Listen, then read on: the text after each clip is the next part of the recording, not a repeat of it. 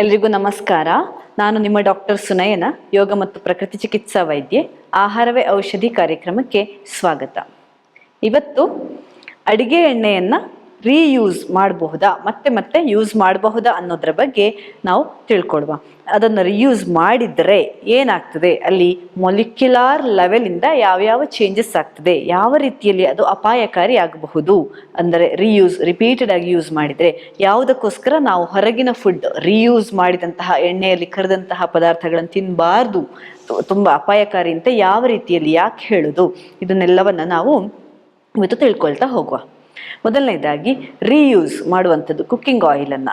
ಕೆಲವರು ಒಂದು ಸಲ ಅದನ್ನು ಡೀಪ್ ಫ್ರೈ ಮಾಡಿದರೆ ಆ ಎಣ್ಣೆಯಲ್ಲಿ ಮತ್ತೆ ಅದನ್ನು ಯೂಸ್ ಮಾಡೋದೇ ಇಲ್ಲ, ಎಸ್ದು ಬಿಡ್ತಾರೆ. ಇನ್ನು ಕೆಲವರು ಅದು ಒಂದೇ ರೀತಿ ಸ್ಟೇಬಲ್ ಕಾಣ್ತದೆ, ಎಣ್ಣೆಯಲ್ಲಿ ಕರೆದ ಪದಾರ್ಥ ಆದಮೇಲೆ ಅದನ್ನು ಅದೇ ಎಣ್ಣೆಯನ್ನು ನೀವು ಸ್ವಲ್ಪ ಸೋಸಿ ಇಟ್ಟುಬಿಟ್ರೆ, ಆಹಾರದ ಪದಾರ್ಥಗಳನ್ನೆಲ್ಲ ತೆಗೆದು ಇಟ್ಟುಬಿಟ್ರೆ ಅದು ನೋಡಲಿಕ್ಕೆ ಹಾಗೆ ಕಾಣ್ತದೆ. ಮುಖ್ಯವಾಗಿ ರಿಫೈನ್ಡ್ ಆಯಿಲ್ಗಳೆಲ್ಲ ನೋಡಲಿಕ್ಕೆ ಒಂದೇ ರೀತಿ ಕಾಣ್ತದೆ, ಮುಂಚೆ ಹೇಗಿತ್ತೋ ಹಾಗೆ ಕಾಣ್ತದೆ. ಹಾಗಾಗಿ ದೊಡ್ಡ ಏನು ವ್ಯತ್ಯಾಸ ಆಗೋದಿಲ್ಲ, ರೀಯೂಸ್ ಮಾಡಬಹುದು ಅಂತೇಳಿ ಮತ್ತೆ ಮತ್ತೆ ಅದನ್ನು ಡೀಪ್ ಫ್ರೈಗೆ ಯೂಸ್ ಮಾಡ್ತಿರ್ತಾರೆ.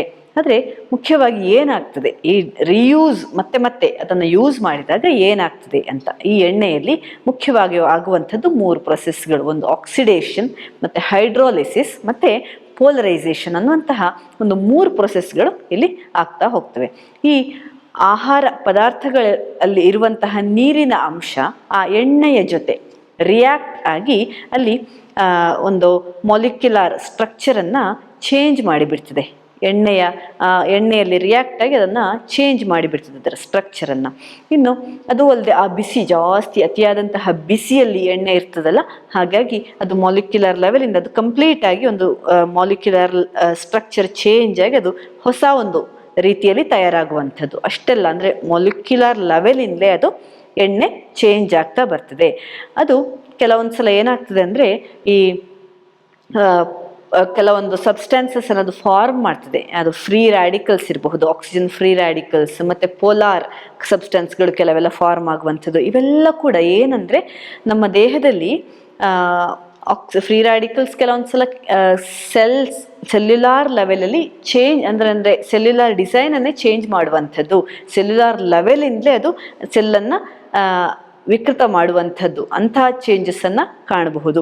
ಇಲ್ಲ ಅಂದರೆ ಇನ್ಫ್ಲಮೇಷನ್, ಸ್ವೆಲ್ಲಿಂಗ್ ಆಗುವಂಥದ್ದು, ಅಂತಹ ಪ್ರಾಬ್ಲಮ್ಗಳಿಗೆ ರೆಸ್ಪಾನ್ಸಿಬಲ್ ಆಗಿರುವಂತಹ ಚೇಂಜಸ್ಸು ಈ ಅಡುಗೆ ಎಣ್ಣೆಯನ್ನು ಮತ್ತೆ ಮತ್ತೆ ಯೂಸ್ ಮಾಡಿದಾಗ ಆಗುವಂಥದ್ದು.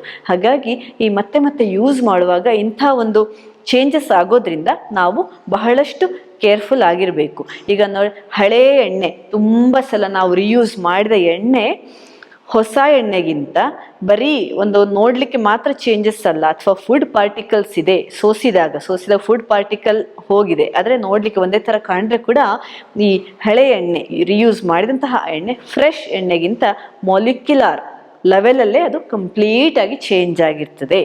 ಅದು ಕಂಪ್ಲೀಟಾಗಿ ಬೇರೆಯೇ ಒಂದು ಪದಾರ್ಥ ಆಗಿರ್ತದೆ, ಬೇರೆ ಒಂದು ಎಣ್ಣೆಯ ಥರ ಆಗಿರ್ತದೆ. ಹಾಗಾಗಿ ಈ ಫ್ರೆಶ್ ಆಯಿಲ್ ಯಾವತ್ತಿದ್ರೂ ಒಳ್ಳೆಯದು.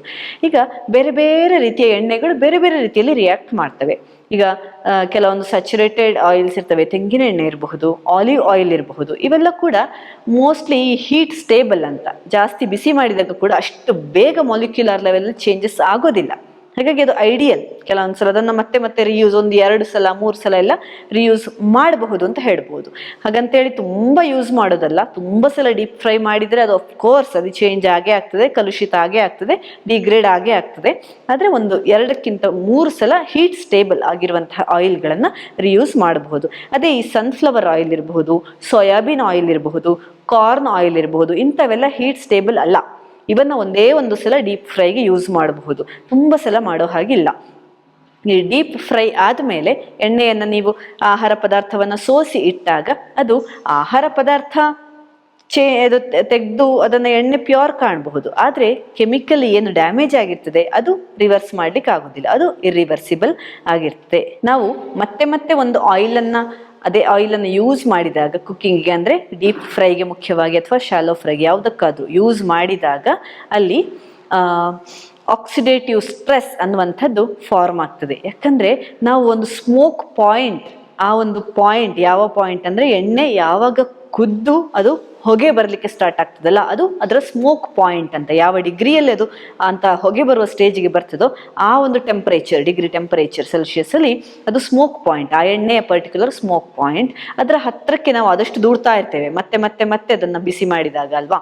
ಹಾಗೆ ಯೂಸ್ ಮಾಡಿದಾಗ ಅಂದರೆ ಆ ಥರ ಸ್ಮೋಕ್ ಪಾಯಿಂಟ್ಗೆ ನಾವು ತಂದ ಹಾಗೆ ಮತ್ತೆ ಮತ್ತೆ ಅದನ್ನು ತಂದ ಹಾಗೆ ಅದು ಹೊಗೆ ಬಂದು ಅಲ್ಲಿ ಬಿಸಿ ಜಾಸ್ತಿ ಆದಷ್ಟು ಅದು ಡಿಗ್ರೇಡ್ ಆಯಿತು ಅಂದರೆ ಆಯಿಲ್ ಮತ್ತೆ ಅನ್ಯೂಸೇಬಲ್ ಅಂತಲೇ ಅರ್ಥ. ಆ ಸ್ಮೋಕ್ ಪಾಯಿಂಟ್ ರೀಚ್ ಆದಮೇಲೆ ನಾವು ಅದನ್ನು ಯೂಸ್ ಮಾಡೋ ಹಾಗಿಲ್ಲ. ಒಂದು ವೇಳೆ ಆ ಸ್ಮೋಕ್ ಪಾಯಿಂಟ್ ಅನ್ನು ಯೂಸ್ ಮಾಡಿದರೆ ನಮ್ಮ ದೇಹದಲ್ಲಿ ಅಂದರೆ ಆ ಆಯಿಲನ್ನು ಯೂಸ್ ಮಾಡಿದರೆ ನಮ್ಮ ದೇಹದಲ್ಲಿ ಮುಖ್ಯವಾಗಿ ಆಗುವಂಥದ್ದು ಆಕ್ಸಿಡೇಟಿವ್ ಸ್ಟ್ರೆಸ್ ಅಂತ. ಆಕ್ಸಿಡೇಟಿವ್ ಸ್ಟ್ರೆಸ್ ಅಂದರೆ ಅಲ್ಲಿ ಆಕ್ಸಿಜನ್ ಫ್ರೀ ರ್ಯಾಡಿಕಲ್ಸ್ ಜಾಸ್ತಿ ಉತ್ಪತ್ತಿ ಆಗುವಂಥದ್ದು, ಸೆಲ್ಯುಲಾರ್ ಲೆವೆಲಿಂದಲೇ ಸೆಲ್ಯುಲಾರ್ನ ಸ್ಟ್ರಕ್ಚರ್ ಮತ್ತು ಫಂಕ್ಷನ್ ಎಲ್ಲ ಚೇಂಜ್ ಆಗುವಂಥದ್ದು, ಇಂಟ್ರಪ್ಟ್ ಆಗುವಂಥದ್ದು, ಇಂಥವೆಲ್ಲ ಕೆಲವೊಂದು ಸಲ ಹಾರ್ಟ್ ಡಿಸೀಸ್ಗೆ ಕಾರಣ ಆಗಬಹುದು, ಲಿವರ್ ಪ್ರಾಬ್ಲಮ್ಗಳಿಗೆ ಕಾರಣ ಆಗಬಹುದು. ಇಂಥ ಅನೇಕ ಅಪಾಯಗಳಿಗೆ ಅದು ನಮ್ಮನ್ನು ದೂಡಬಹುದು. ಅದು ಅಲ್ಲದೆ ಕೆಲವು ರೀತಿಯ ಕ್ಯಾನ್ಸರ್ಗಳಿಗೆ ಕೂಡ ಇಂಥ ಒಂದು ರಿಯೂಸ್ಡ್ ಆಯಿಲ್ಸ್ ನಮ್ಗೆ ತಿನ್ನೋದ್ರಿಂದ ನಮಗೆ ಕ್ಯಾನ್ಸರ್ಗಳಿಗೆ ಕೂಡ ಅದು ಕಾರಣ ಆಗಬಹುದು ಅಂತ ಹೇಳ್ತೇವೆ. ಹಾಗಾಗಿ ನಾವು ಅಡುಗೆ ಎಣ್ಣೆಯನ್ನು ನಾವು ರಿಪೀಟೆಡ್ ಆಗಿ ಯೂಸ್ ಮಾಡುವ ಮುನ್ನ ಜಾಗ್ರತೆ ಮಾಡಿಕೊಳ್ಬೇಕು. ಒಂದು ಅಂದರೆ ನಾವೊಂದು ಸ್ವಲ್ಪ ಮಟ್ಟಿಗೆ ಅದನ್ನು ಜಸ್ಟ್ ಒಂದು ಮೇಲ್ಮೇಲೆ ಫ್ರೈ ಮಾಡಿ ಆಮೇಲೆ ನಾವು ತೆಗೆಯುವಂಥದ್ದಾದರೆ ಓಕೆ, ಅದನ್ನು 2-3 ಸಲ ಯೂಸ್ ಮಾಡಬಹುದು ಅಂತ ಇಟ್ಕೊಳ್ಳಿ, ಮ್ಯಾಕ್ಸಿಮಮ್ 3 ಸಲ. ಆದರೆ ಅದು ಜಸ್ಟ್ ಒಂದು ಫ್ರೈ ಮಾತ್ರ. ಅದೇ ಡೀಪ್ ಫ್ರೈ ಮಾಡಿ ಹೈ ಹೀಟಿಗೆ ಅದನ್ನು ಎಕ್ಸ್ಪೋಸ್ ಮಾಡಿದರೆ ಅದನ್ನು ಒಂದೇ ಸಲ ಯೂಸ್ ಮಾಡಿ. ಅದು ಕೂಡ ಈ ಡೀಪ್ ಫ್ರೈ ಮಾಡದಿದ್ದರೆ ಸ್ಯಾಚುರೇಟೆಡ್ ಫ್ಯಾಟ್ ಇರುವಂಥ ಅದೇ ಸ್ಯಾಚುರೇಟೆಡ್ ಆಯಿಲ್ಸ್, ಈಗ ಕೊಕೊನಟ್ ಆಯಿಲ್ ಇಂಥದನ್ನೆಲ್ಲ ಯೂಸ್ ಮಾಡಿದರೆ 1-2 ಸಲ ಅದನ್ನು ಡೀಪ್ ಫ್ರೈಗೆ ಕೂಡ ಯೂಸ್ ಮಾಡಬಹುದು, ಅದಕ್ಕಿಂತ ಹೆಚ್ಚು ಸಲ ಅಲ್ಲ. ಇನ್ನು ಆಹಾರವನ್ನು ಸೋಸಿ ಅದನ್ನು ಮತ್ತೆ ಯೂಸ್ ಮಾಡ್ತೇನೆ ಅನ್ನುವಂಥ ಮೂರ್ಖತನಕ್ಕೆ ಯಾವತ್ತೂ ಹೋಗಬೇಡಿ. ಆಯಿಲ್ನ ಮಾಲಿಕ್ಯುಲರ್ ಲೆವೆಲಿಂದ ಚೇಂಜ್ ಆಗಿರುವಂತಹ ಆ ಎಣ್ಣೆಯ ಅಂಶ ನಮ್ಮ ದೇಹಕ್ಕೆ ಹೋಗಿ ಸೆಲ್ಯುಲಾರ್ ಲೆವೆಲಲ್ಲಿ ಡ್ಯಾಮೇಜನ್ನು ತರಬಹುದು. ಹಾಗಾಗಿ ರೀಯೂಸ್ ಮಾಡುವ ಮುನ್ನ ಕುಕ್ಕಿಂಗ್ ಆಯಿಲನ್ನು ಮತ್ತೆ ಮತ್ತೆ ನೀವು ಯೋಚನೆ ಮಾಡಬೇಕಾದಂತಹ ವಿಷಯ. ಇನ್ನು ಮುಂದಿನ ಸಂಚಿಕೆಯಲ್ಲಿ ಇನ್ನಷ್ಟು ಆಸಕ್ತಿಕರ ಟಾಪಿಕ್ಗಳೊಂದಿಗೆ ಬರ್ತೇನೆ. ಅಲ್ಲಿ ತನಕ ನಮಸ್ಕಾರ.